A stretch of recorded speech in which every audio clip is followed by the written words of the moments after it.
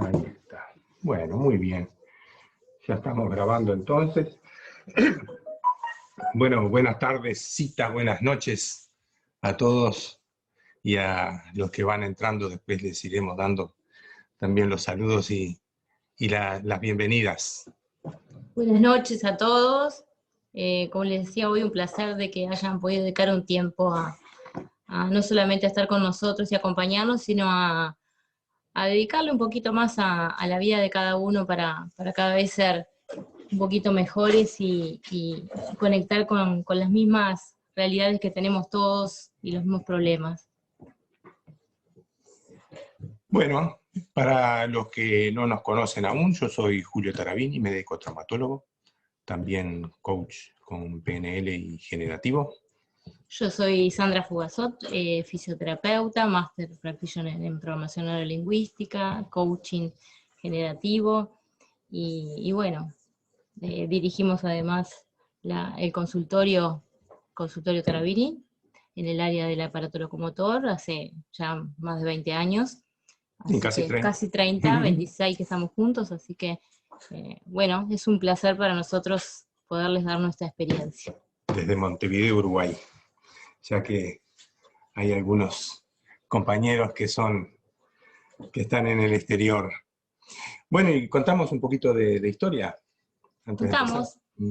Contamos en el año 99, Diana Frumento vino a Solimar a dar una charla para invitar a gente a hacer el practitioner en programación neurolingüística, y en esa charla éramos 3, que no nos conocíamos ninguna, de acá de la zona. Y las 3 hicimos el practitioner en el año 99, y eso es un poco para contarles la importancia que desde ese tiempo estamos juntos con Diana, después con Mónica a través del Instituto IPSO, pero además que a veces Mónica Tabuluaga, que nos acompaña hoy, pero además la importancia de que a veces la semilla que uno está sembrando no siempre tiene que ser para demasiadas personas, son las que están en el momento y las que tienen que estar, y a veces el resultado y lo generativo que pueden ser esos momentos es muy importante. Así que bueno, desde el año 99 que estamos acompañando a nuestros pacientes con todas estas técnicas. Sí, efectivamente, los que nos conocen saben perfectamente que nosotros ya desde hace casi 40 años empezamos en el 85 a incursionar en el área de la medicina ortopédica, siendo fisioterapeutas en ese entonces, ya en mi caso estudiante avanzado de medicina, y de la mano del doctor Bar, quien fuera mi maestro y mentor en esta disciplina. Bueno, conocí una disciplina que nos ha permitido encarar lo que es el diagnóstico y los tratamientos para las afecciones del aparato locomotor en cuanto a tratamientos no quirúrgicos de una manera lógica, ¿no? Es decir, James Siria, que fue el maestro, fue porque falleció en el año 85, de la medicina ortopédica. Él hablaba y diseñó, digamos, un modelo de diagnóstico y tratamiento que es muy médico, de ahí que le llamó a su disciplina medicina ortopédica, y en el cual hablaba de tratamiento en base a la lógica, y en el cual tenía 3 postulados. Uno, que todo dolor proviene de una lesión, que el tratamiento debe llegar a esa lesión, y que el tratamiento además debe ser beneficioso. Tan simple como eso. Encontramos a su vez que al incorporar PNL y coaching, también vimos que uno de los inspiradores, de los creadores de la PNL, como fue el antropólogo Gregory Bateson, también ideó un sistema lógico en cuanto a describir los niveles de aprendizaje y cambio, y dijimos, esto es lógico y lo otro también era lógico, y resulta que ambos, tanto como Gregory Bateson como James Siriax, tuvieron, digamos, como despertador tuvieron como inspirador a Bertrand Russell con sus estudios acerca de la lógica en matemática y sobre los ensayos escépticos que hablaban a su vez de la lógica también.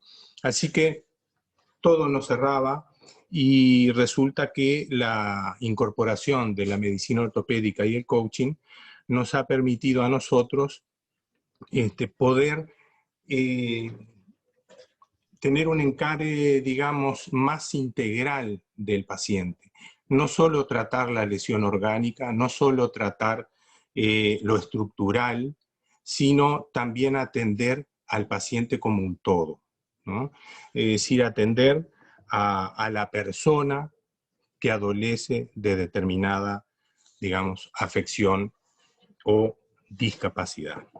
Entonces fue así que incorporamos a los efectos de tener una mayor llegada con ese paciente y de esa manera poder obtener incluso mejores resultados desde digamos, una atención más integral del mismo.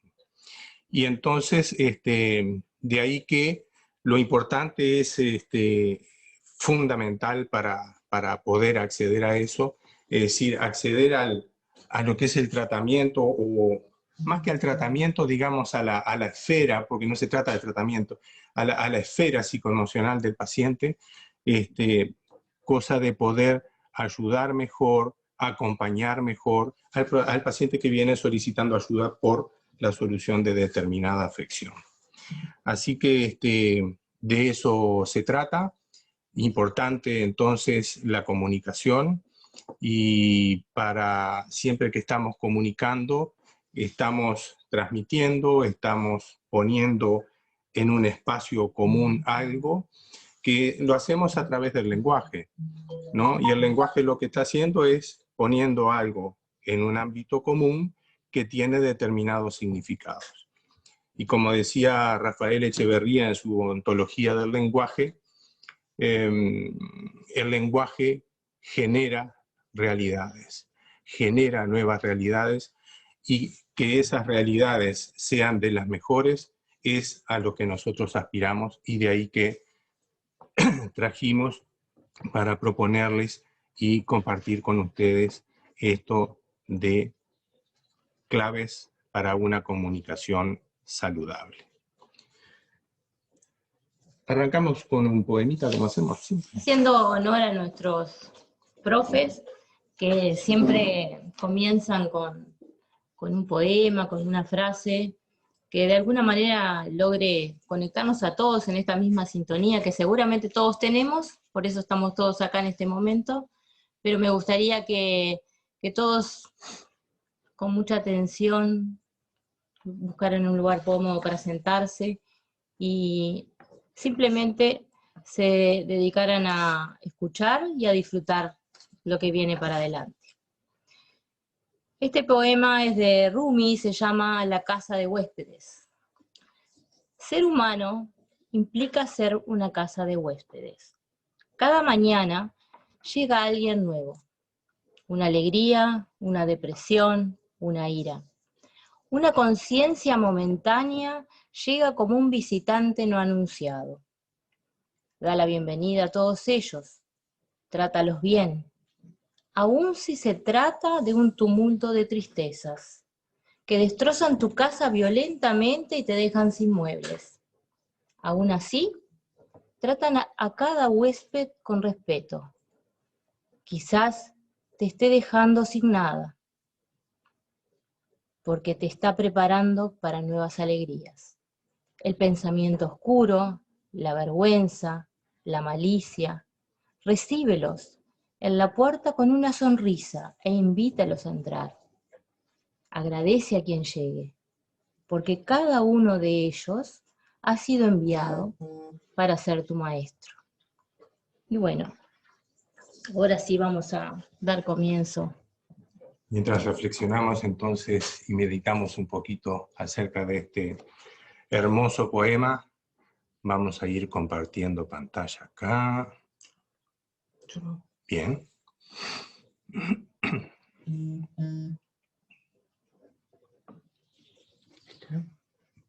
¿Sí? Ahí va. Perfecto. Bueno, muy bien. Entonces, con las herramientas de PNL y Coaching Generativo, en este caso utilizadas en el área de la salud, claves para una comunicación saludable. Para ir entrando en tema, algunas de las presuposiciones que manejamos en PNL, de las tantas que hay, pero que vienen al caso para el tema que trataremos en este momento.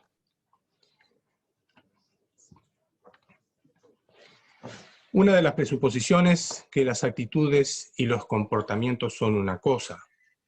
Ahora, la persona es otra cosa. Yo puedo presentarme en determinado momento ante cierta persona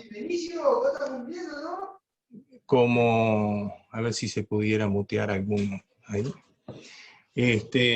Nos podemos presentar con determinada actitud o con determinado comportamiento, pero eso es algo circunstancial. No es lo que soy yo como tal, simplemente que me estoy presentando con determinada actitud. Por ejemplo, si aparezco enojado, no quiere decir que sea un calentón, ¿no? No, simplemente me he presentado en un momento, en un estado de enojo. Eso es lo objetivo.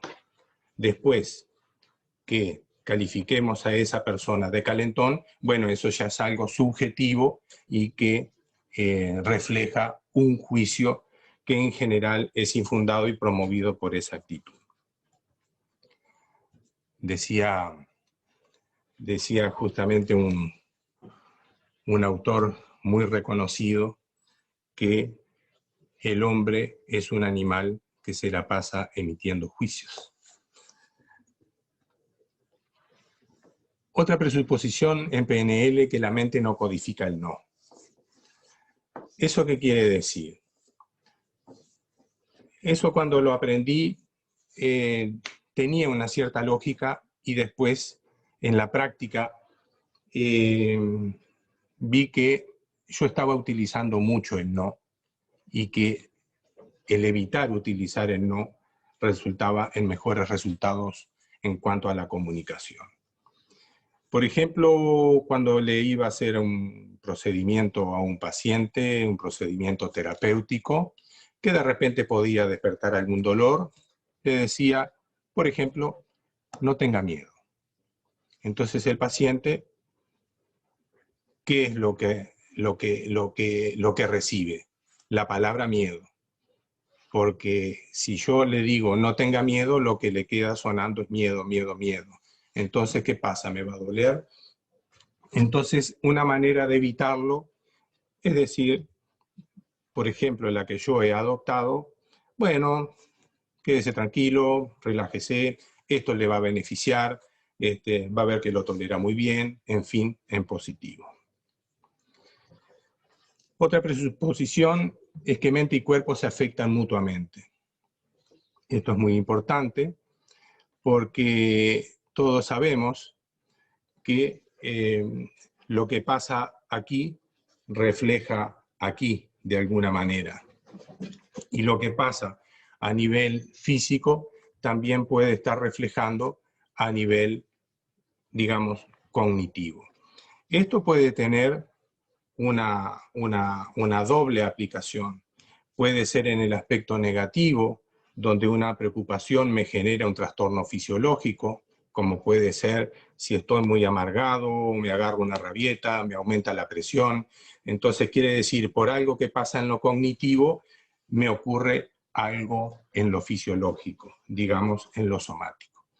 Y en el otro sentido, algo en lo somático que me esté afectando como una determinada dolencia, puede generarme a su vez en lo cognitivo una preocupación, la cual pueda estar cerrando un círculo vicioso.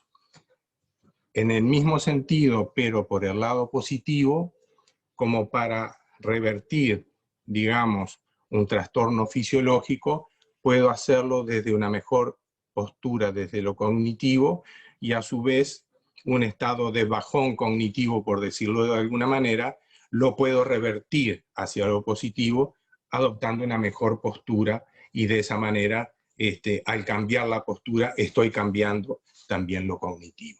Llamémosle un estado de ánimo, por ejemplo. Esto hace que, a ver si se ve el mouse, sí, hace que este individuo sea un todo. Y ahí estamos hablando de mente cognitiva y también de una mente somática. Ese todo también interactúa con un entorno y podríamos decir que también acá habría una presuposición en la cual persona y entorno se afectan mutuamente. Y eso también, como lo decíamos en el ejemplo anterior, se puede dar en el sentido de lo positivo o en el sentido de lo negativo. La persona interactúa, eso es lo que nos ocurre a todos, interactúa, a ver si tengo el, ahí para usar el, ahora sí. La persona interactúa con el entorno familiar, laboral, el social, con otros tipos de entornos, y entonces según cómo se presente esa persona va a incidir sobre ese entorno y va a recibir a su vez una determinada respuesta de ese entorno. Y en ese entorno también nos encontramos quienes prestamos servicios en el área de salud. Y ahí la persona se nos presenta solicitando una ayuda, solicitando la solución de un determinado problema de salud, que es el que nosotros debemos atender. Y ahí es fundamental el establecer un buen vínculo desde lo comunicacional, pues si bien nosotros podemos dedicarnos a tratar únicamente lo estructural, también es cierto que atender a la persona como un todo puede redundar, y en general es así, en una mejoría franca en cuanto a la obtención del resultado terapéutico. Entonces, para eso, nosotros les vamos a presentar a los efectos del tema que nos convoca hoy, que es el de una comunicación saludable, 3 claves. Una primera clave, que es la del patrocinio. Va a haber una segunda clave que va a tener que ver con la conexión necesaria para que este patrocinio pueda ser de utilidad. Y una tercera clave que tiene que ver que para que todo esto se dé, uno tiene que estar bien consigo mismo. Veamos lo que tiene que ver con el patrocinio. Patrocinio tiene que ver con promover, reconocer en el otro, es decir, las cualidades positivas y destacarlas. En el caso, cuando nos referimos al patrocinio en comunicación, cuando estamos tratando con una persona y particularmente en coaching generativo, entonces estamos hablando de un patrocinio que va a la persona y a algo muy particular de la persona. Apunta directamente a su identidad. Y eso es de suma importancia. Es de suma importancia porque el tener un buen soporte ya desde la identidad hace que todas las otras cualidades que ahora vamos a ver y características que tienen las personas se vean beneficiadas por un refuerzo de los aspectos de esa identidad. La identidad, la persona tiene la percepción de lo que es, de quién es. De eso se trata la identidad. Y muchas veces sucede que esa identidad está un poco opacada, está un poco olvidada, y entonces es fundamental para nosotros ya desde entrada, ni bien entablamos contacto con el paciente, de apuntalarlo, apalancarlo desde la identidad. ¿En qué consiste el patrocinio? Te veo, eres bienvenido, cuentas con toda mi atención, eres valioso, me importas, cuentas con todo mi apoyo. Es decir, una serie de atenciones que le estoy brindando a ese otro, pero es a la persona. Te veo, eres bienvenido.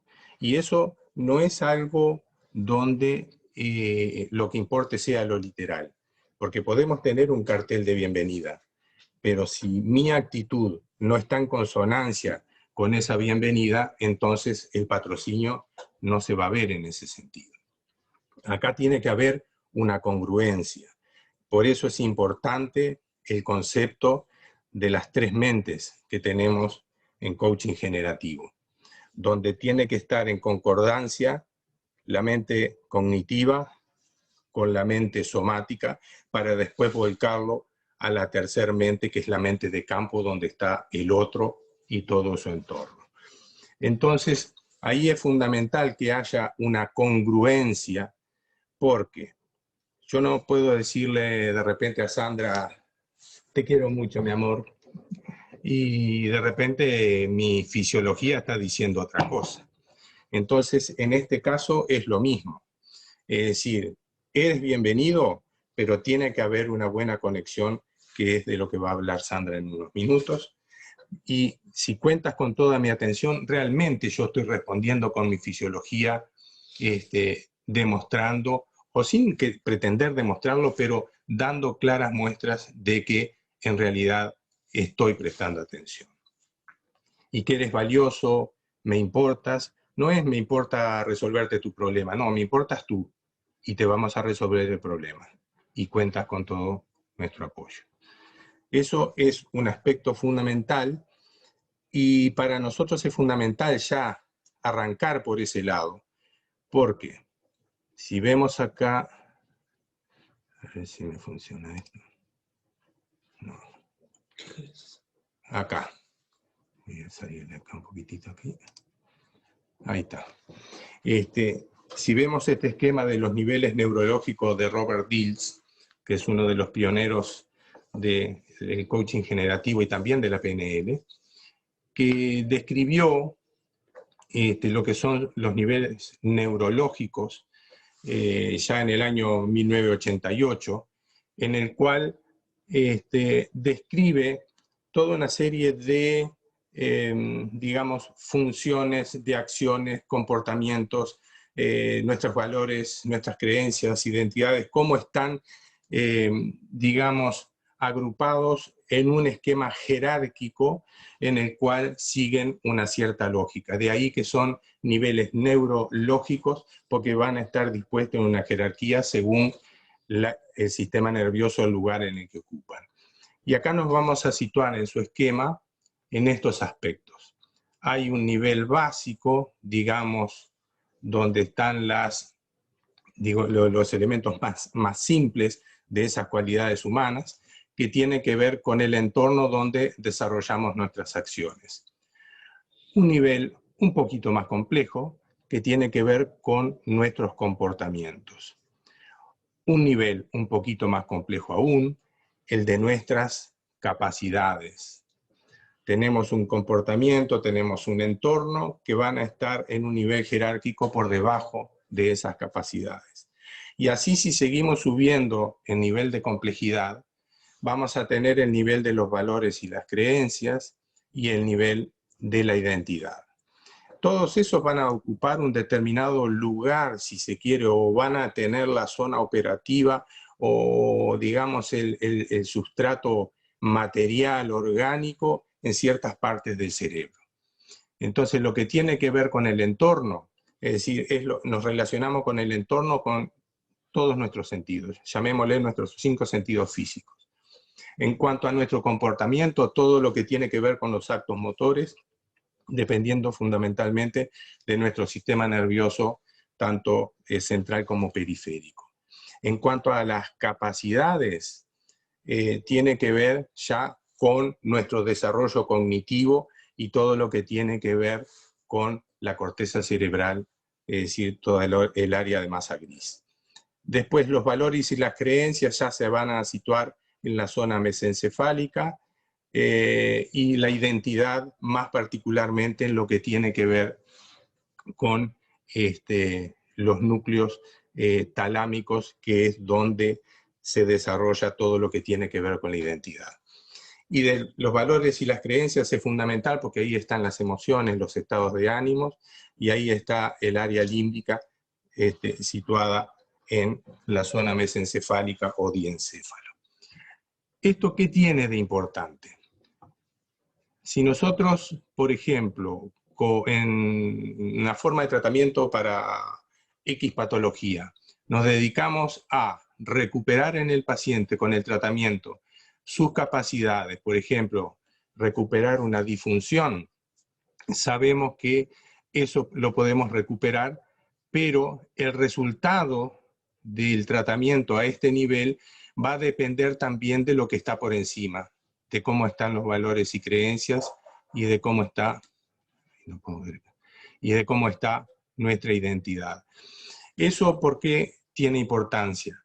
Porque lo que es de más complejidad rige a todo lo que está por debajo en niveles de menor complejidad, pero no en el sentido inverso. Si yo tengo una alteración del comportamiento, no voy a ver afectada mis capacidades, ni mis valores, ni mi identidad.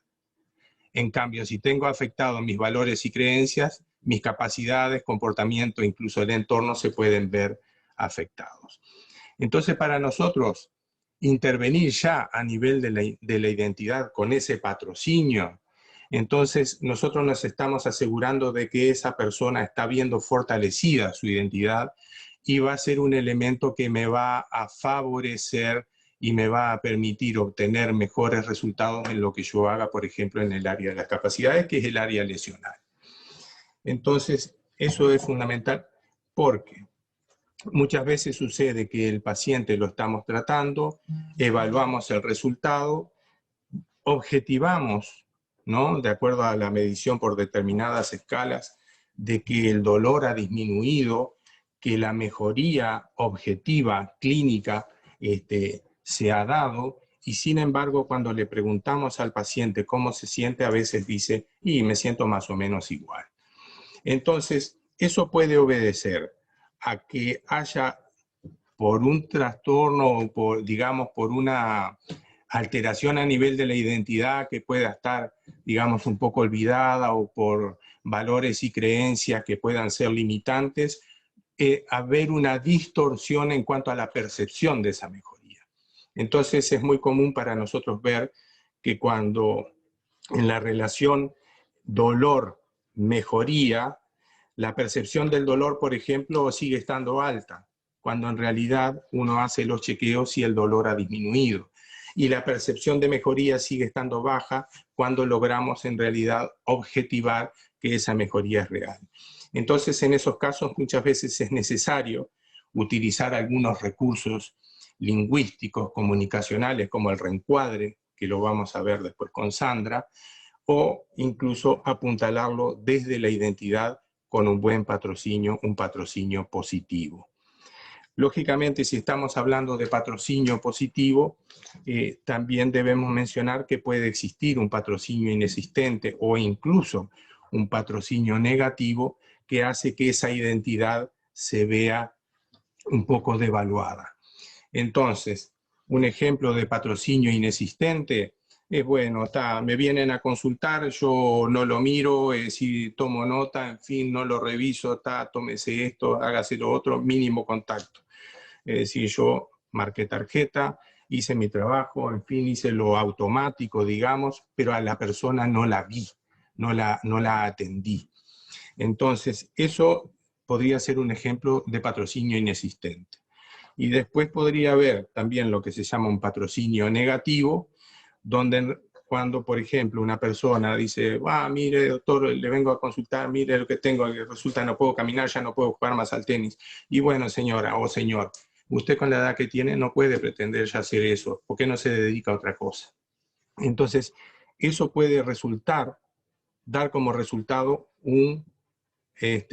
o ser un patrocinio que da como resultado un efecto negativo. Eso fue lo que le pasó a Perla, una querida paciente que la atendimos hace unos 20 y pico de años. Tenía 74 años, karateca, quinto dan de karate. Entonces tuvo una seria lesión de hombro, no era quirúrgica porque ella era una lesión irreparable, un colega amigo, bueno, le comenta, con toda la intención de decir, señora, ¿por qué no se cuida, no? Es decir, entonces le dice, ¿por qué no deja esas prácticas que son, ¿no? Que pueden ser muy riesgosas y se dedica a juegos de mesa, por ejemplo. Entonces fue la ofensa más grande, porque esa persona tenía una identidad muy fuerte, unos valores y creencias en la actividad física muy fuertes, y tenía 74 años. Entonces para eso fue lapidario. Entonces, por suerte logramos resolver su problema, digamos, orgánico. Logramos que esa persona pudiera competir a nivel internacional e incluso con muy buenos resultados.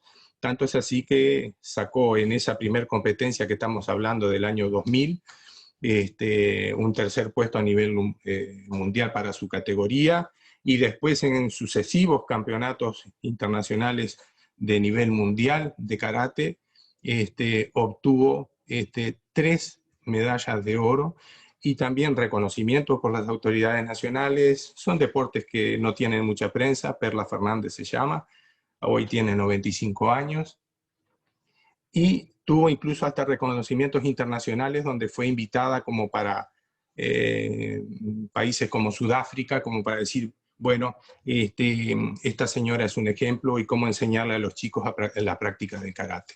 Entonces, esto simplemente para darles una idea de la importancia que tiene una palabra, y en este caso el patrocinio, donde la palabra es un aspecto, pero todo lo que va detrás de la palabra, es decir, mi actitud, te ayudo, te apoyo, te reconozco, vales mucho, podés hacerlo y te lo mereces hacerlo, es decir, son todos, digamos, recursos muy buenos como para estimular al paciente desde el área de la comunicación.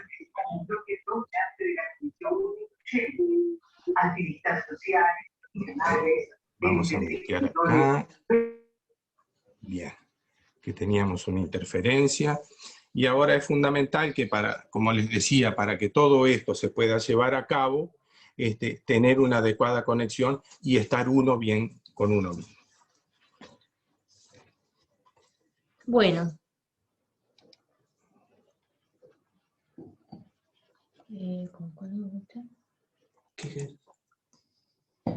Como recordatorio, para los que ya han visto alguna de nuestras charlas, pero esto es algo que siempre es bueno recordar, que todo lo que pasa nosotros lo recibimos por nuestros 5 sentidos, ¿no? Todo evento se percibe por nuestros 5 sentidos, y que de alguna manera pasa por un filtro que todos tenemos, que está formado por nuestros valores, nuestras creencias, generando distintos filtros de eso que percibimos, que generan una representación interna, que genera un estado interno, una fisiología especial, y que va a tener que ver con el comportamiento que tenemos hacia el afuera y hacia con nosotros mismos, que puede ser algo positivo o negativo, limitante o potenciador de lo que va a ser cada uno de nuestros días, es la comunicación general. La comunicación, para ser efectiva, tiene que ser una escucha activa con nuestros pacientes, crear conjuntamente una relación con él. No es él y yo, sino nosotros decimos 1 más 2, 3. Siempre hay una tercera relación que es la que va a hacer la diferencia. Y siempre generar opciones positivas, siempre estar generando opciones, poniendo foco en todo lo que trae el paciente.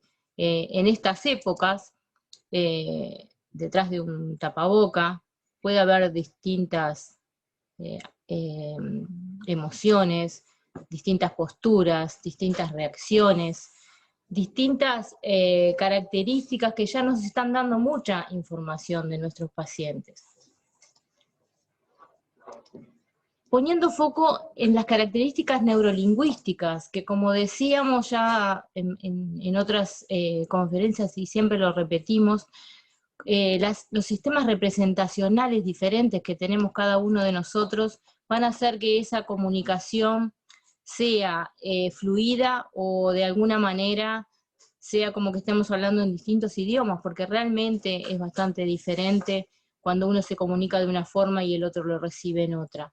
Con modelos de mundo diferentes, con valores diferentes, creencias, trastornos del comportamiento, estados crash que están definidos por su patología en ese momento o por distintas situaciones que pueda estar viviendo paralelamente el paciente a su patología, y las emociones, cómo están las emociones en ese momento del paciente.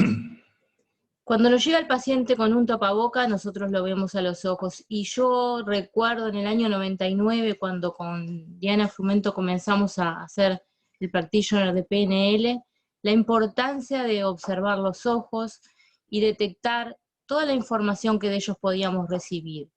Si miraba hacia un lado, hacia arriba, era visual, pero podía ser imaginado o recordado, y eso nos daba la pauta de que si lo que estaba diciendo era algo que estaba recordando o era algo que estaba imaginando o cómo sería porque lo iba a vivir. Lo mismo si era a la altura de los oídos, el auditivo, la información auditiva, y si era más hacia abajo, hacia la derecha o hacia la izquierda, era la parte kinestésica, lo emocional, toda la información que nos estaban dando los ojos y la mirada.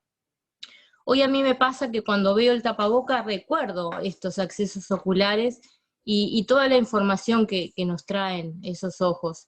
Y también de alguna manera nos pone en contacto con la primera etapa de la conexión. Casi que mirándonos a los ojos es como que somos un espejo y nos estamos realmente abriendo. Y en esto que decía Julio del patrocinio, el mirar a nuestros pacientes a los ojos, es como el primer contacto y es la llave para decir, bueno, aquí estoy, te veo, realmente te veo porque estoy viendo que me ves. Y eso es lo importante. Y creo que en esto que ha llegado para quedarse, ¿no? Con todos estos filtros, los tapabocas, las máscaras transparentes o no, de alguna manera nos ponen un montón de accesorios que muchas veces podemos pensar, hasta los mismos fisioterapeutas que trabajan teniendo que ponerse tantos accesorios a veces para tener contacto con sus pacientes, parecería que se aleja un poco más de lo que tiene que ver con el contacto.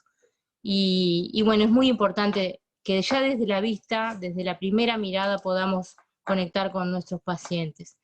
Los sistemas representacionales siempre van a ser aliados para mejorar el rapport y esta conexión que decíamos. Y para eso es importante tener en cuenta que los pacientes las personas que de alguna manera priorizan la parte visual, van a tener como importante que todo lo que les llegue va a ser por la vista. Y eso para nosotros es bueno porque nos va a decir que tenemos que darles imágenes para mostrarles, o tenemos que darle las cosas escritas. Es un paciente que va a mirar más al horizonte, seguramente nos va a mirar a los ojos, va a hablar un poco más rápido, va a tener determinadas características que nos va a ayudar de alguna forma a saber cómo nos estamos conectando y cómo él está recibiendo la información. Si es un paciente que va a ser visual, que es auditivo, va a recibir la información por el oído, va a tener justamente esa actitud como de hablar por teléfono para recordarlo, y la característica que tiene además de recibir esta información es que le vamos a tener que dar muchos más datos, características de lo que le vamos a hacer, porque es por allí donde él recibe la información. ¿Y qué importante tiene esto para nosotros? ¿Qué importancia tiene saber que es un auditivo? Que va, por ejemplo, a necesitar repetir varias veces las cosas, muchas veces, para él, de alguna manera, fijar la información. Y esto es bueno saberlo, porque capaz que no sabemos nada de sistemas representacionales, pero en este momento se nos puede estar, por ejemplo, cayendo el paradigma, o lo estamos desmistificando, de que hay pacientes que de golpe no nos escuchan cuando nos están pidiendo que les repitamos varias veces las cosas. Y quizás es simplemente que es un auditivo que está necesitando reafirmar esa información. Y eso es muy importante nosotros como profesionales, porque estamos partiendo desde el yo no sé. ¿no? Desde qué es lo que yo le puedo entregar a nuestros pacientes. El kinestésico tiene una actitud siempre más cansina, los hombros bajos, mirada quizás para el suelo, pero también tiene la importancia de que necesita sentir las cosas. Y cuando nosotros le vamos a explicar algo, va a ser un paciente que va a necesitar que nosotros de alguna manera se lo hagamos vivenciar, porque es por allí por donde él lo va a reforzar y lo va a entender. Entonces capaz que si tenemos alguna forma de explicarle algo, se lo vamos a tener que decir, bueno, hágalo de tal forma o de tal manera, para que él lo pueda de alguna manera sentir. El auditivo digital es el otro sistema, que tiene un poco de cada uno y de todos los anteriores, pero tiene la característica de que la persona está permanentemente rechequeando toda la información. Entonces es aquel paciente que de golpe nos va a decir, esto lo hice de tal manera, pero si lo hago de tal manera quizás no puedo hacer más lo otro, o por qué razón no lo puedo hacer así. Son esos pacientes que uno ve que están permanentemente yendo para atrás y para adelante con la información. Es su forma que tienen de manejarse y es su forma de la que tienen de recibir la información. Y es importante saberlo, ¿por qué? Porque no solamente tenemos que saber cómo son nuestros pacientes, tenemos que saber cómo somos nosotros. Y si nosotros no hemos detectado o no sabemos si estamos priorizando lo visual, lo auditivo, lo kinestésico o lo auditivo digital, quizá le estamos hablando en el idioma que nosotros tenemos como sistema representacional preferido. Y eso también es importante y sobre eso podemos cambiar aunque no sepamos demasiado de detectar a lo de nuestros pacientes. Y de alguna manera equilibrar esos sistemas que tenemos menos reforzados. Si no sabemos auditivos, bueno, buscar la forma de nuestro hacer diario, reforzar un poco más nuestra información o nuestra comunicación con imágenes, con algunos movimientos somáticos que hagan de poner al paciente en movimiento. O sea, también está en nosotros saber en qué idioma les estamos hablando, y eso es muy importante para que la comunicación sea un poco más efectiva. La palabra, eso que le damos tanta importancia, es solamente el 7% de la comunicación, y tantas cosas son a través de la palabra, y si nosotros decimos solo es el 7%, ¿cuánto más estamos comunicando con la fisiología y con toda nuestra voz? Como decía hoy Julio, el patrocinio, ¿no? Yo le puedo decir, te veo, te siento, y estoy mirando la pantalla del computador o la historia que estoy escribiendo. La fisiología y el tono de la voz de alguna manera me está haciendo congruente a lo que yo estoy reforzando con la palabra. Y eso está bueno, porque yo desde la palabra puedo hacer un montón de cosas y puedo dar una información que comunique cosas buenas y opciones. Pero si además lo puedo reforzar con una fisiología corporal y con un tono de voz que me lo refuerce, va a ser mucho mejor.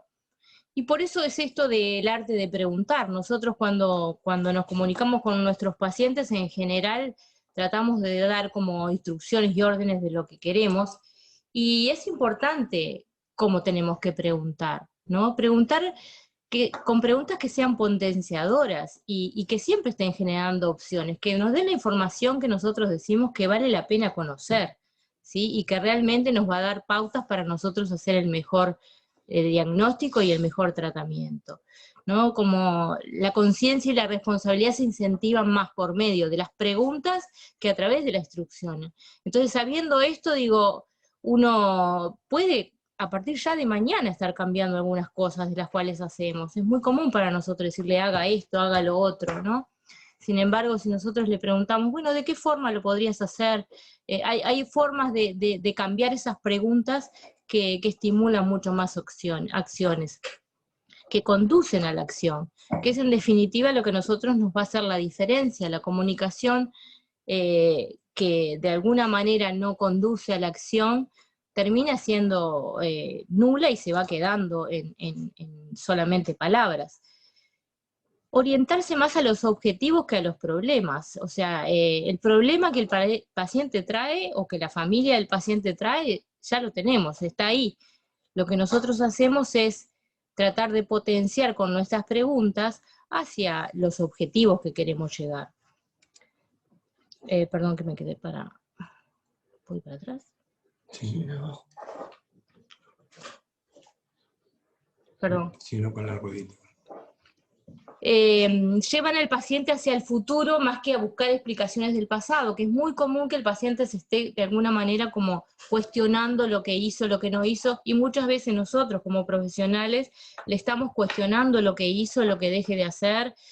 Por ejemplo, es muy común en el área nuestra que los pacientes le digan, bueno, hasta que no baje 10 kilos no venga, por ejemplo, ¿no?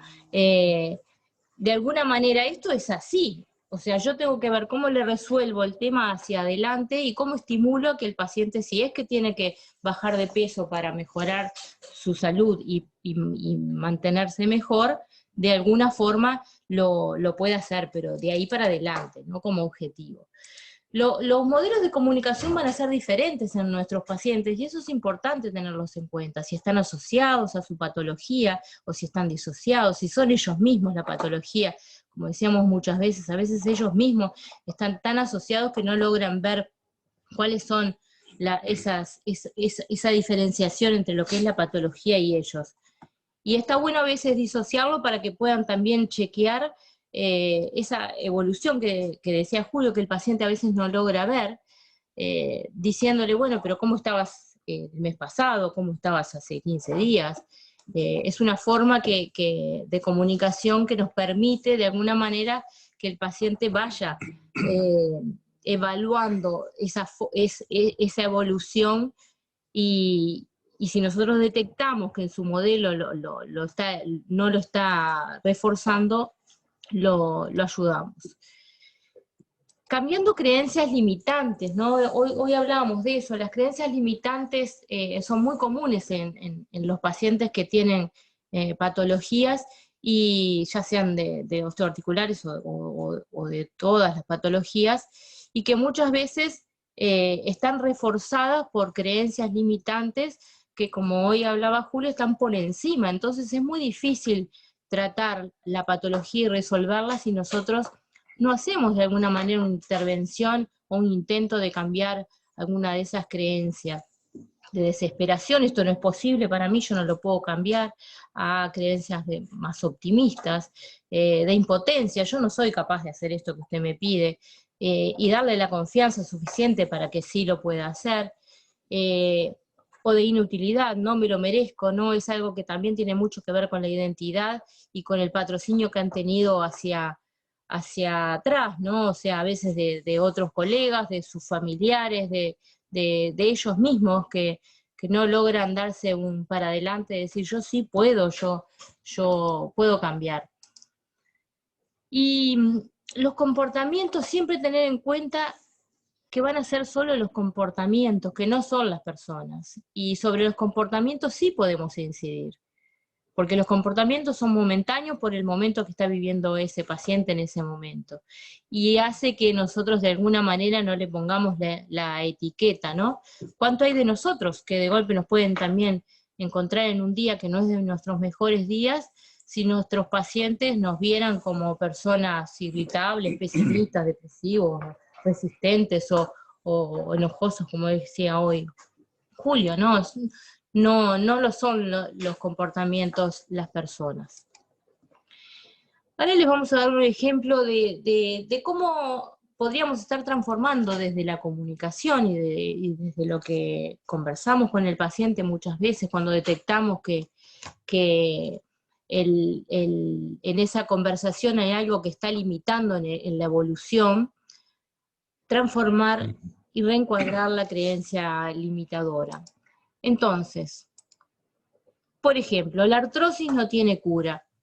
Es algo que nosotros nos dicen permanentemente los pacientes. Y bueno, ¿para qué va a hacer esto si no tiene cura? Entonces, algunos ejemplos desde la comunicación verbal, pero con la congruencia de que también nosotros nos creemos de que esto es así, ¿no? Nosotros no podríamos estarle diciendo algo que no creemos o que no sentimos, ¿no?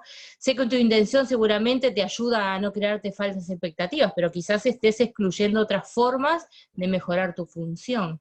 O sea, de alguna manera uno les va revirtiendo esa creencia que no les permite seguir avanzando. Redefinirla, ¿no? La última instancia no es la artrosis lo que te genera el dolor, sino el desarreglo articular y la inflamación, y sobre eso sí podemos actuar, sobre la inflamación, la limitación y el dolor. Esto se lo decimos permanentemente a los pacientes, porque es como una creencia limitante que está muy instalada en los pacientes osteoarticulares. ¿Cuál es la consecuencia? ¿No? Muchos pacientes piensan eso y dejan de buscar otras opciones y posibilidades de mejorar, y le refuerzan a otros las mismas creencias.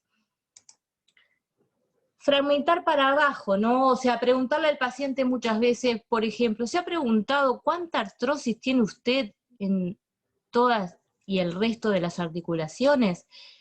A veces estas preguntas como que le pueden resultar como hasta raras, pero de alguna manera le hacen poner en contexto esta creencia y ver si realmente tiene tantas bases o es algo que está reforzado por la continuidad de las personas que se lo han dicho, o por la fuerza de la persona que se lo ha dicho, que muchas veces eso también es lo que hace mantener una creencia limitante. Fragmentar hasta arriba sería, me está diciendo que la artrosis es una articulación que causará siempre que se repita en todas las articulaciones del cuerpo. O sea, parece como una cosa media cómica, pero de alguna manera lo saca de su contexto y le empieza como a mostrar otras opciones que pueden desmitificar esa creencia. Después la analogía, ¿no? La artrosis es como un jardín que es invadido por algunos yuyos. Si logras hacer un buen mantenimiento incrementando el césped sano, cortarlo y cuidado, podrás mantener el jardín hermoso y disfrutable. Entonces, es la forma de alguna manera decirle que hay formas de analogías en el mundo, metáforas de cosas que son parecidas y con un buen cuidado se pueden mantener. Reencuadrarle la situación, ¿no? Si todos tuviesen esa creencia, no mejoraría nunca nadie. ¿Eso es una creencia que quisieras para tus hijos o que tus hijos tuvieran? Esto es muy fuerte. Y a veces sin saber demasiado, el trabajar sobre esta creencia o reencuadrar esta creencia hace la diferencia. Y hace la diferencia porque lo veíamos en distintas trabajos con pacientes, de que muchas veces esa creencia, mantener esa creencia en el tiempo, mantener esa patología que está reforzada por esa creencia, de alguna manera se mantiene porque está reforzada por como honrar al linaje y a su familia, ¿no? Toda mi familia tuvo artrosis, ¿cómo yo no voy a tener artrosis? No voy a estar limitada por la artrosis. Pero cuando nosotros le ponemos en ese reencuadre que si esa creencia quisiera que la tuviera para sus hijos, de alguna forma estamos como cortando esa situación y poniéndole en situación de que si él es capaz de cambiar esa creencia, puede ser que cambie también la forma de vida de sus hijos. Otro objetivo, ¿no? ¿Qué actividades te gustaría volver a hacer cuando estés sin dolor? O sea, tratarle de cambiar la forma que tiene. Si todas estas formas verbales que tienen una connotación somática y de identidad, como decíamos, ¿no? Que están reforzadas por la creencia de que no le estamos mintiendo, le estamos diciendo realmente cosas que nos creemos, ¿no? A su vez las reforzamos con cambios somáticos, o sea, manteniendo una conexión somática con nuestros pacientes. Estos modelos somáticos en distintas dinámicas van a hacer realmente la diferencia y va a ser mucho más rápido que se puedan cambiar esas creencias, y realmente lo hemos vivenciado muchas veces, si bien a veces en el momento de la consulta no se pueden hacer, pero si dejamos algunos momentos como para trabajar en separado con esos pacientes, lograr ese cambio de modelo somático va a ser mucho más importante. Bueno, y sobre la clave 3, que tiene que ver con el estar bien con uno mismo, consigo mismo, tiene que ver con el estado de conexión que cuando nosotros queremos darle al otro, muchas veces decimos, ¿cómo estamos nosotros, no? Ese estado en el cual nosotros nos sentimos conectados, abiertos, ese estado coach, ¿no? Ese estado que todos quisiéramos tener cada día que entramos a nuestra consulta o empezar a trabajar, el estado que todos quisiéramos tener cuando nos levantamos cada día, para estar centrados, ¿no? Especialmente buscándole un momento para conectar con nosotros mismos, que no siempre tiene que ver con demasiadas cosas. A veces puede ser con pequeños tipos, pequeñas, de alguna manera, rituales. El otro día Diana decía, el hombre es un ser ritualista.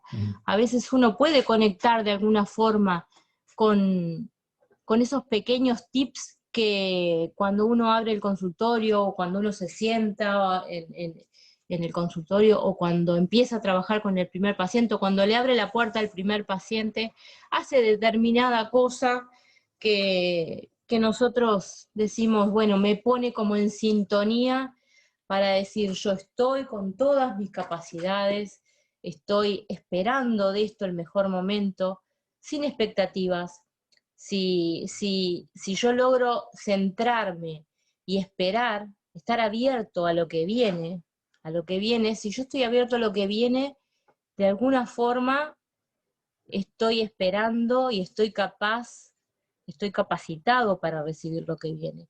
Si yo estoy esperando que venga determinada cosa y viene otra, seguramente no voy a lograr centrarme y esperar, ¿sí? Si estoy abierto a todo lo que viene. Estoy atento, un poco lo que decía Julio hoy, de estar conectada, ¿no? La mente, las tres mentes, ¿no?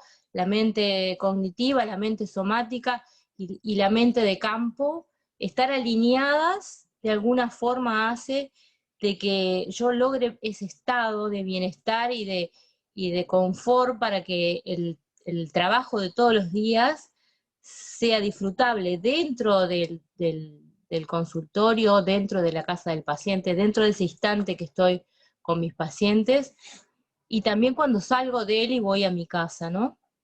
Que no sea algo que se termina en un momento y empieza en el otro. De esto es algo que no es fácil, no estamos todo el tiempo en estado coach.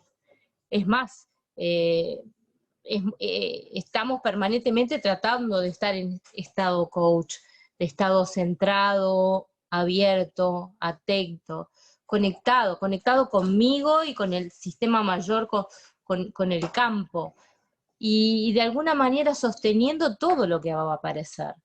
Es una forma que uno se acostumbra de alguna manera a realizar todos los días y que nos permite disfrutar de lo que va a venir. Porque no siempre lo que viene es lo que nosotros esperamos. Y no siempre esto es tan fácil.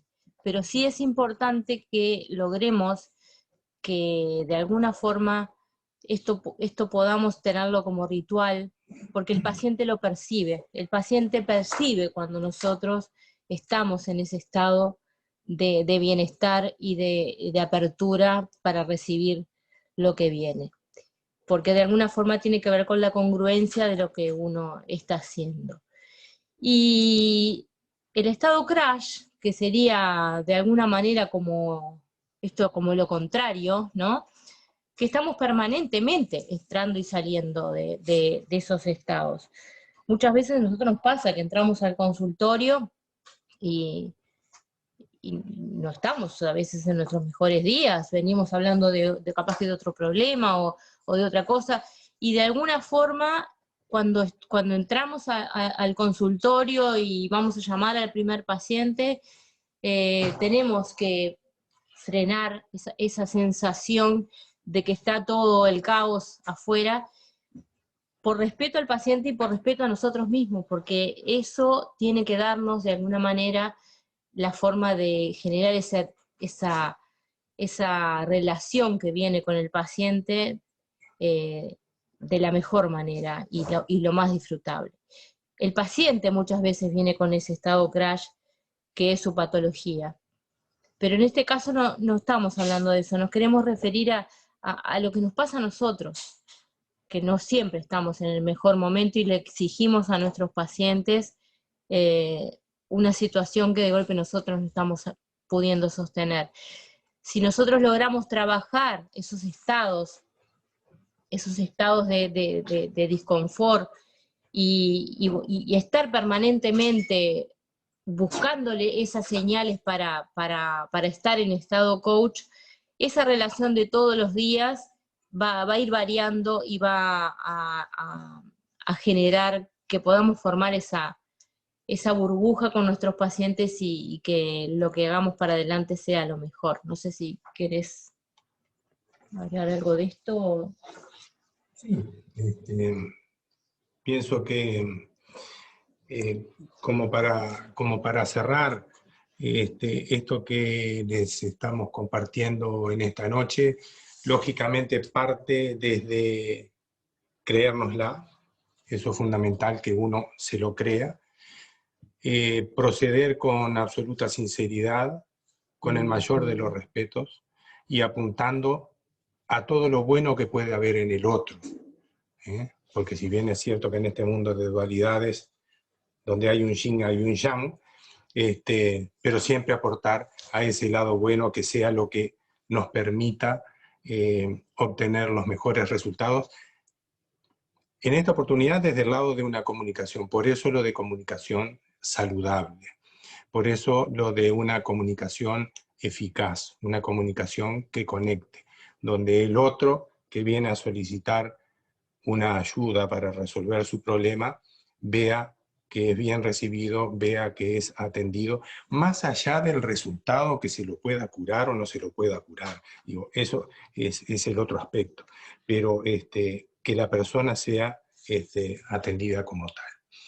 Así que bueno, algunas de las ventajas de esta comunicación eficaz, bueno, conectar con el otro, que facilita el entendimiento mutuo, que la persona entienda lo que es, qué es lo que le pasa y que le dé su justa medida y no un sufrir en demasía por distintos tipos de preocupaciones. Nos permite a nosotros adoptar esa actitud compasiva que muchas veces es necesaria para acompañar al sufriente. Este tipo de comunicación genera mucha confianza, credibilidad, tiene un efecto sanador, promueve evitar ese juicio al que hacía referencia hoy, tiene siempre un efecto reconfortante y todo esto se ve reflejado en ese 3 que decía Sandra del 1 más 1, 3. Es decir, dos interlocutores, por ejemplo, generan esa tercera realidad a la que hacía referencia hoy, que es el famoso 1 más 1, 3.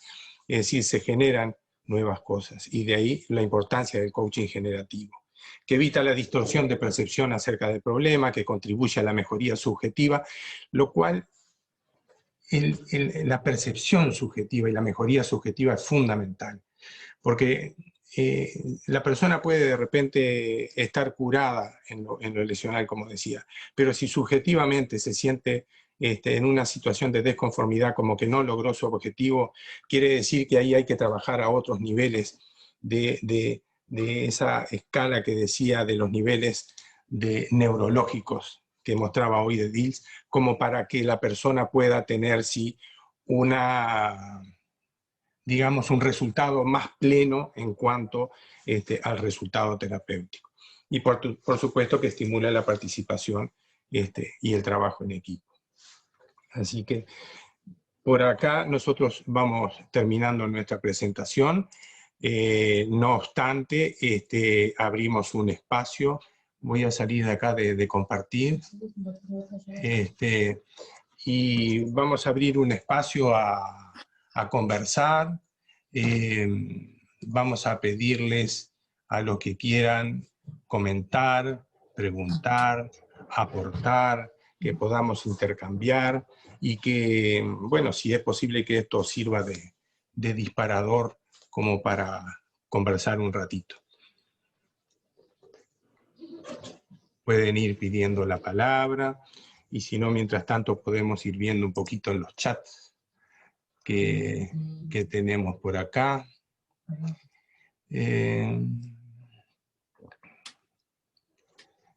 A ver, acá para... Voy a arrancar de acá arriba. Muy buenas tardes a todos. Yo voy a terminar la jornada mientras los escucho. Bien, María Hernández. Sí. Sí, acá Claudia nos dice, en la sala de un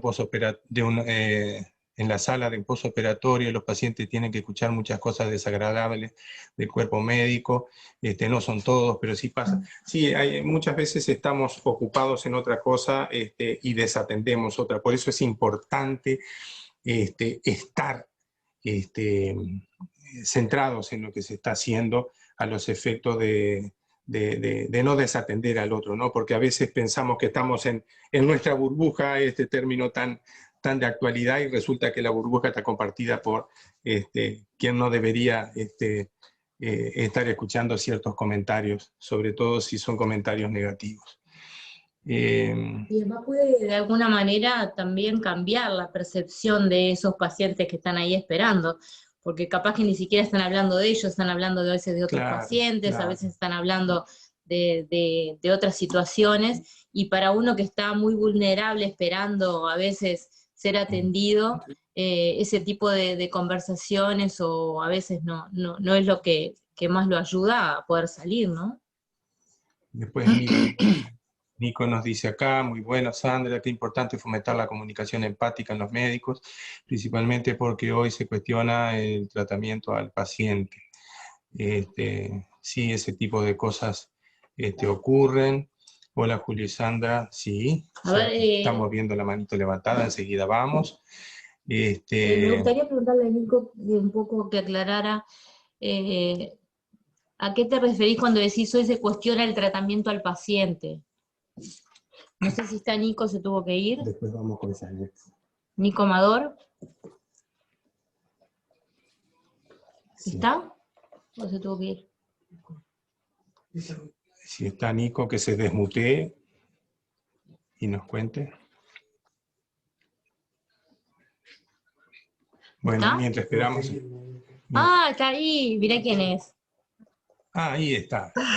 Nico, vení, Nico, vení. ¿Y por qué usás el de tu hijo? Porque por las clases por Zoom tenemos cambiado el Zoom. Bueno, Hola, Nico.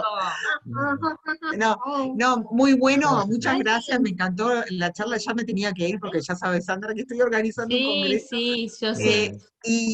Y me encantó el aporte.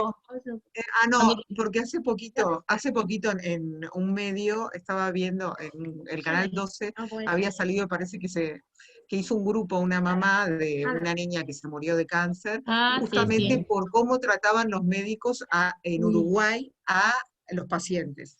Parece que se sentía muy bien cuidada, muy bien tratada en hospitales como el sirio-libanés de Brasil, y notaba una gran diferencia entre lo que es el tratamiento en Uruguay, ¿no? Que sé que ustedes no, en el consultorio ahí no, porque ya lo sé por Sandra, que son unos capos, pero en general como que hay una tendencia del médico uruguayo como quizás a ser muy severo, muy crack, muy no sé cuánto, muy ponerse desde el lado altivo, y no desde el lado de empatizar con el paciente. Lo que están hablando ustedes, que está buenísimo, esto ustedes van a llenar, yo creo que todos los médicos están buscando esto, ¿no? Buscar ser como más humanos y estar como más cercanos al paciente, ¿no? Porque se entiende como que es algo obvio, pero parece que no, que una vez que viste que empiezan a formarse y empiezan a, quizás para cuidarse de lo emocional que implica el paciente, ¿no? Porque el paciente implica algo emocional, ¿no? Sí. Entonces es como una defensa. Bien. Entonces, traerlo acá me parece re bueno. Bien. Muy bueno. Sí, nosotros nos contactamos con la señora Clark, que hizo una fundación Humaniza, justamente a raíz de la experiencia. No sé si ella estará acá con nosotros, porque no la vi. pero incluso ya ha obtenido logros como que la Facultad de Medicina aprobara, eso justo nos enteramos ayer, que aprobara la formación de una cátedra, ¿no?, que atienda los aspectos de la humanización de la medicina, ¿no?, incluso empezando para pregrados con un cupo para 30 alumnos, lo cual es un buen comienzo como para decir, empezar a atender estos aspectos que a veces lo tenemos un poco relegados. Así que gracias por tu Leti, comentario. Invítanos a tu congreso antes de cortar. Ah, bueno, bueno, todos pueden ver, les pongo el link, vean, está buenísimo. Este año vamos a trabajar justo creatividad y metodologías ágiles en tiempos inciertos. Va a ser el 24 y 25 de mayo, es ideal para coaches, maestros, psicólogos, para líderes, mandos medios. O sea, la verdad que tenemos un cartelazo de lujo, a Víctor Coopers, a Margarita Pasos. La verdad que estoy trabajando a full, casi no puedo venir a esta charla, pero quería venir y la verdad que Gracias por siempre, estar, Sandra, porque sé que no estabas con mucho tiempo, así que te agradezco. Bueno, sí, ¿a pero quién estuvo teníamos buenísima, me encantó. Gracias, Me encantó. Leticia. Les mando y los espero a todos en autoestimaliderazgo.com. Mandanos el link. Les mando un beso. Muchas gracias. Sí, ahí lo. Janet. Hola, ¿cómo están? ¿Cómo estás, Janet? Bien. Qué bueno. Nada. Sí, lo logré. Nada, agradecerles y cuánta razón tienen en todo eso, porque también me ha tocado estar del lado de paciente y sí, es un aspecto muy, pero muy importante que el médico escuche, te atienda y te sientas como tú decís. Así que nada, les agradezco un montón, me ha aportado muchísimo, como siempre, lo que ustedes están haciendo y dando todo lo que pueden. Un abrazo grande y me encantó verlos. Gracias. Saludo al centro de la patria. Hola, buen día, buenas noches. Bien, un abrazo. ¿Quién Hola. ¿Quién viene ahí? Natalia. ¿Cómo están? Buenas noches. Ahí está. ¿Cómo andas, Natalia? ¿Estás sin cámara? No te vemos, Natalia. Estoy sin cámara, sí. No tiene cámara la computadora. Bueno, quería contarles un poco que yo trabajo en cuidados paliativos y que está muy bueno el tema. Sobre todo, viste, me llamó mucho la atención el tema de la mirada con el paciente. O sea, nosotros también al formarnos nos manejamos con eso, pero qué importante que es mirarlo a los ojos, hablarle pausado, tranquilo, escucharlos, más en el ámbito donde yo estoy trabajando, que es re importante. Bien. Y viste que ellos captan, o sea, el paciente capta todo, ya sea desde un cirujano que le da una mala noticia, la posición, la mirada, que no lo miró, que estaba atento al teléfono, que estaba, no sé, viste que están siempre atentos a esas pequeñas cosas que para el funcionario es una pavada, pero para el paciente, y cuando uno está del lado del paciente, se capta muy rápido esas cosas. Sin duda. Muy bien. Saludos y muy lindo. Gracias. Saludos, Salto. Aprovecho a dar un saludo a Janina Daluz, una compañera de mi generación de medicina. Bienvenida, Janina. Si querés hacer algún aporte, con mucho gusto. Si no seguimos, alguien más que pida la palabra.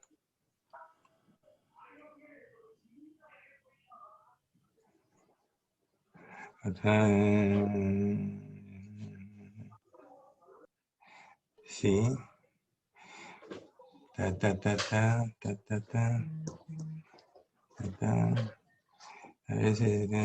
Esto que dice Gisela es muy importante. A veces el sistema mutual, con los tiempos agotados que se le imponen, acotados que se le imponen a los médicos y especialistas, no permite que se genere ese ámbito de confianza e intercambio. Y está bueno porque tiene que ver con algo que nos pasó con Julio cuando estábamos presentando un poco esta charla, ¿no? Que cada uno de nosotros tiene determinadas creencias o percepciones con respecto a las cosas, ¿no? Y nosotros también como profesionales, y decíamos, ¿no? Una de las cosas que se van a decir es, bueno, no tengo tiempo, Julio me decía, lo puedo hacer porque tengo tiempo.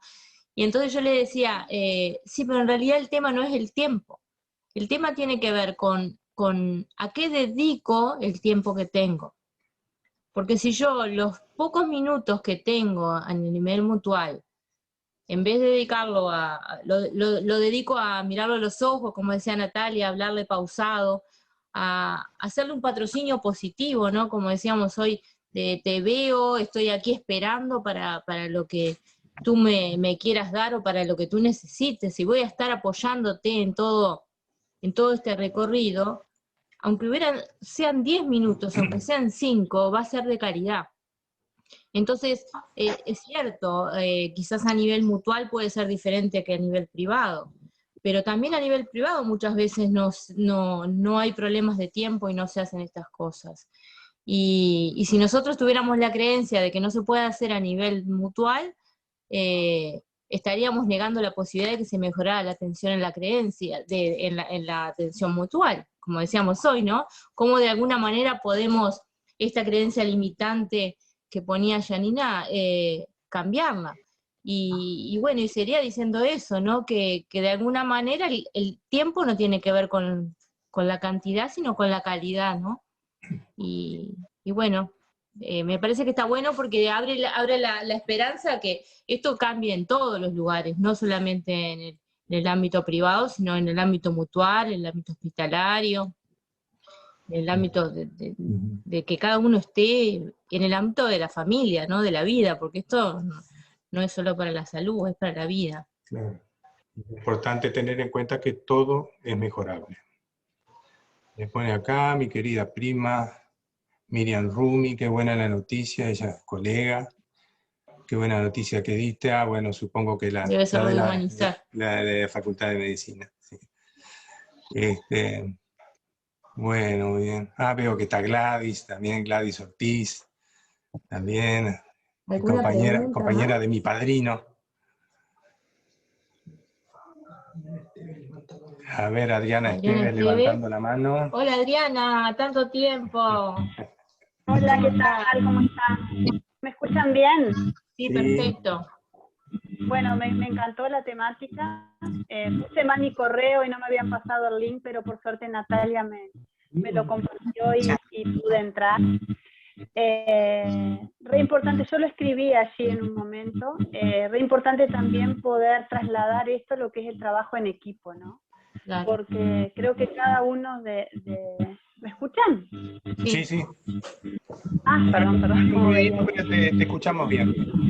O sea, que si bien es un tema que obviamente se habló como hacia el paciente, qué importante es tener estas claves y todos estos ítems para el trabajo en equipo y para fortalecer al equipo, que en realidad también uno debe trabajar con el ejemplo, ¿no? Se los doy, yo estoy trabajando en la parte de gestión, soy adjunta al departamento de enfermería, y está toda la primera línea de enfermería, entonces qué importante es poder uno transmitir, o sea, trabajar de esta manera con el personal para que ellos después lo vean y también lo trabajen con el paciente.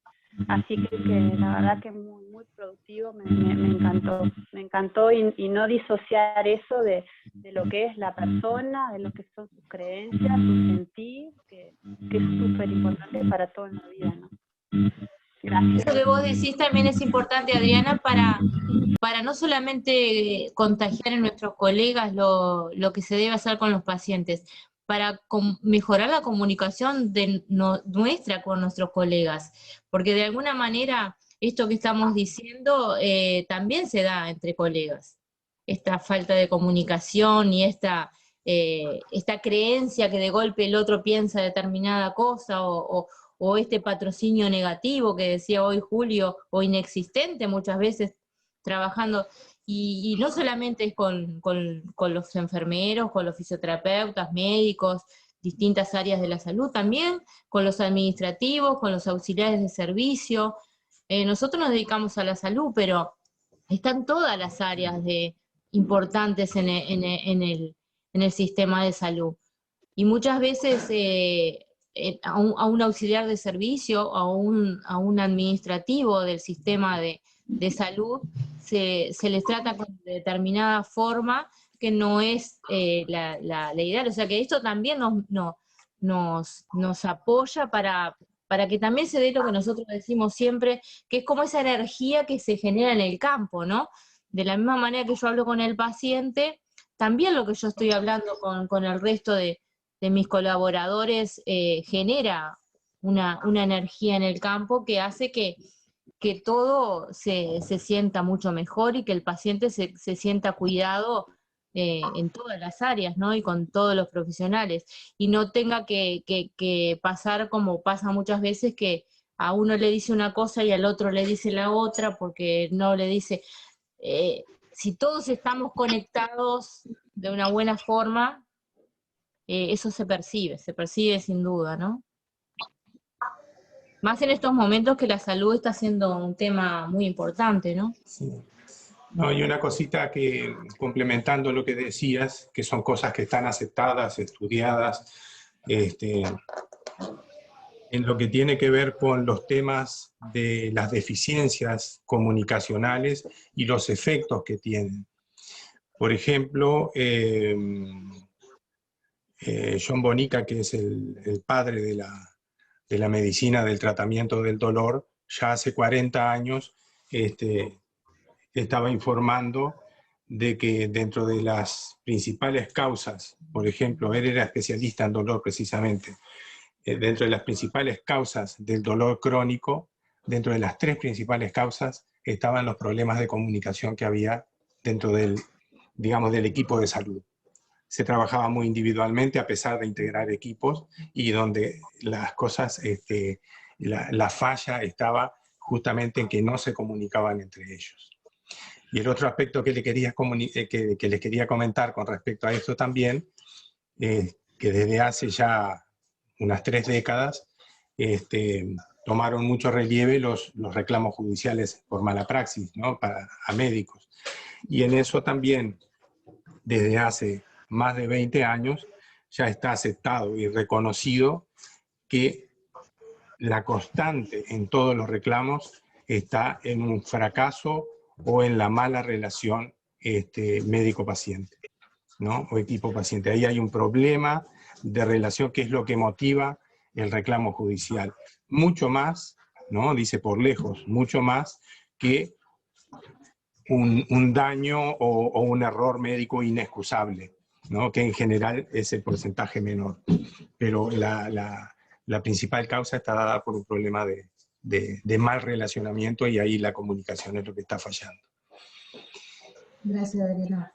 Carlos Pereira pide. Desmuteate. No te escuchamos mucho. No te oímos, Carlos. Ahí. A ver ahí. No te oímos, a ver. No te oímos, Carlos. Mandanos un chat. Dale. Aprovecho mientras tanto, bueno, a saludar a Soledad Pandolfo, muchas gracias, muy buena presentación. Los pediatras también vamos a incorporar estos conceptos. Buenísimo, entonces, Soledad. Complementando con lo que dice Soledad, está buenísimo porque la mayoría de los pediatras, sus pacientes son muy pequeños. Entonces también tiene que juntar o complementar no solamente cómo se comunican con los niños, sino que la mayoría de la comunicación es con los papás, o con las mamás, o con las personas que los llevan a la consulta o estén a su cargo.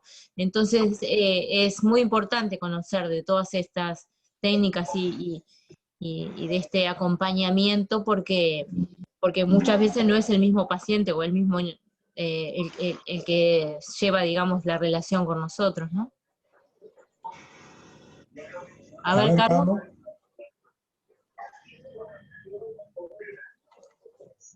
Seguimos sin éxito, Carlos. No sé por qué no se oye. A ver ahí.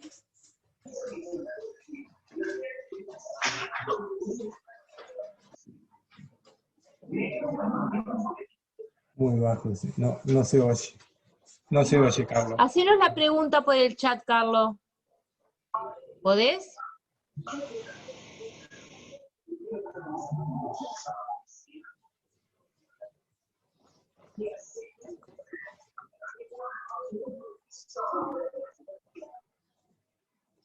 No logramos escuchar. Sí. Cualquier cosa, te muteas y nos haces la pregunta por el chat. ¿Alguna otra pregunta? Mientras esperamos a Carlos que nos mande un chat.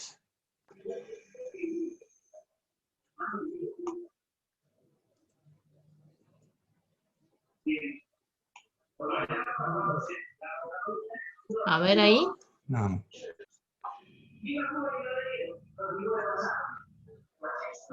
No logramos escuchar. ¿Ustedes escuchan? No, tampoco.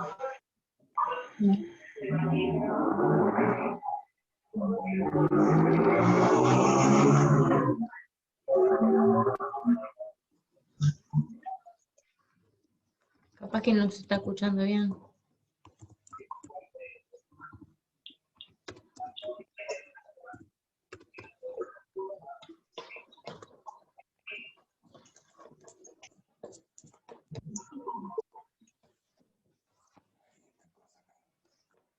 ¿Cómo hago para mandarlo? No te escuchamos, Carlos. Nunca. No. ¿Por qué no me manda el...? ¿Estás mandando a Janet? No, a Carlos. No, a Carlos. Sí. Ahí está. A ver si puede escuchar, Carlos, si no. ¿Vos nos escuchás bien, Carlos? Pero si no lo escuchamos, por más que le preguntes. Bueno, muy bien. ¿Cuánto estamos Bueno, qué quedando? lástima. Está. ¿Alguna otra pregunta?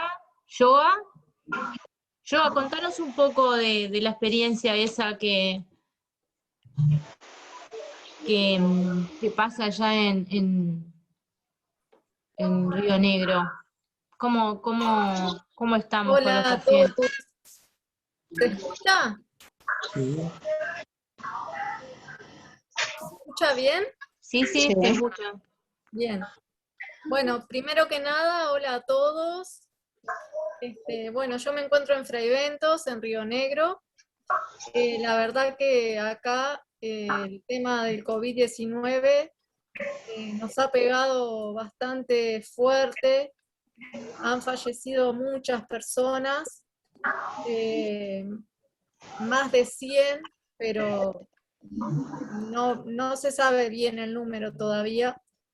Muchas de las personas eran personas mayores con patologías de base, pero también hubo jóvenes que no tenían patologías de base. Bueno, me pareció, esta charla me pareció muy interesante porque tiene mucho que ver el relacionamiento que tiene el médico, técnico, licenciado, lo que sea, ya sea en la salud o en otros ámbitos, con la otra parte, ¿no? Si es el paciente, el cliente o lo que sea, tiene mucho que ver cómo uno... Esperen que está mi gato queriendo meterse en la pecera. Se va a comer el pez. Bueno,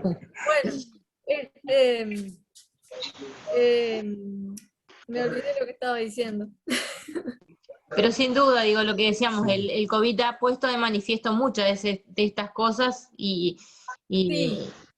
Y bueno, y me parece que es muy importante ahora, más que nada, que con el tema del COVID, el paciente queda internado y queda totalmente aislado. aislado y no puede hablar ni siquiera con su familia ni nada, que el médico o el nurse o enfermera o quien sea, que tenga que transmitir el parte del paciente a la familia, que tenga una buena disposición, que los mire a los ojos, o sea, es muy importante todo lo que ustedes dijeron acá, y a veces no se da. En la mayoría la mayoría de las veces no se da. Lamentablemente, no sé decir por qué, no sé por qué, y es muy importante la materia que ahora se puso en práctica en la Facultad de Medicina, que es la humanización no sé bien cómo se llama, pero sí, humanizar. Sí, eso está recién aprobado. Me parece muy importante porque no sé si es que el profesional de la salud, al pasar los años, va perdiendo esa humanización, no se da cuenta, o la verdad que no sé, pero me parece algo muy importante. Y es muy importante estar en un estado coach, como decía Sandra, me parece algo muy importante, porque uno cuando va a atender a los pacientes, tiene que dejar sus problemas personales afuera. Eso es algo que tiene que ser así, porque si no puede estar concentrado en lo que tiene que hacer, en su trabajo y en mejorar al paciente, en escucharlo bien, en todo lo que decían. Y a veces es bastante difícil, pero bueno, con la práctica se logra. Hay que lograrlo. Gracias, Joa. Bueno, gracias a ustedes, un beso grande. Bueno, y ahora sí vamos con Carlos, que pone en el chat acá la importancia que tiene también la correcta comunicación con la familia. Sí, totalmente de acuerdo. Esto lo he podido ver trabajando en áreas críticas. Sí, eso es tal cual, un poco lo que decía yo, un poco lo que decía Sandra. Es fundamental contactar debidamente con quien está a cargo del paciente, ¿verdad? O quien está representando al paciente. Esto que nosotros trajimos tiene que ver con comunicación, y que si bien es de aplicación acá para todos los que trabajamos en el área de salud, si bien ustedes vieron que nosotros pusimos para profesionales de la salud, pero en el entendido que profesional de la salud es también aquel que está recibiendo al paciente en la recepción, que está recibiendo el llamado por teléfono, es decir, el auxiliar de servicio, el personal de enfermería, es decir, como que todos tendríamos que estar empapados en estas cosas a los efectos de poder tener una comunicación de calidad. Y bueno, eso por supuesto lleva mucho tiempo. Y aparentemente esta iniciativa de la Facultad de Medicina a instancias de esta fundación a la que hacía referencia hoy la colega, parece que sería la primera experiencia en América Latina, no sé si hay en otros lados. Qué bueno. Bueno, muy bien. Bueno, si no hay más preguntas, y habiendo pasado más de hora y media, les agradecemos enormemente el haber participado en esta actividad. Para nosotros ha sido un placer.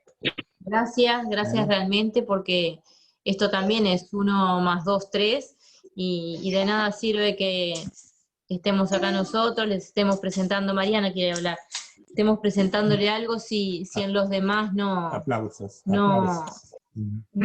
genera algo, ¿no? Así que muchas gracias realmente, y bueno, estamos a las órdenes, les vamos a mandar la charla grabada si la quieren volver a escuchar. Está a disposición. ¿Estamos? Así que bueno. Gracias. Bueno, gracias a todos. Excelente, Sandra y Julio, un abrazo. Gracias. Y Marquito. Gracias. Y Marquito, ahí atrás. Gracias. Muchas gracias. Chau, chau. Gracias. Chao. Gracias, Ana.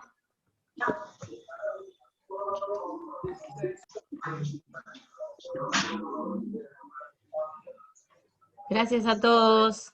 Nosotros tenemos que ir. Sí, eso sí.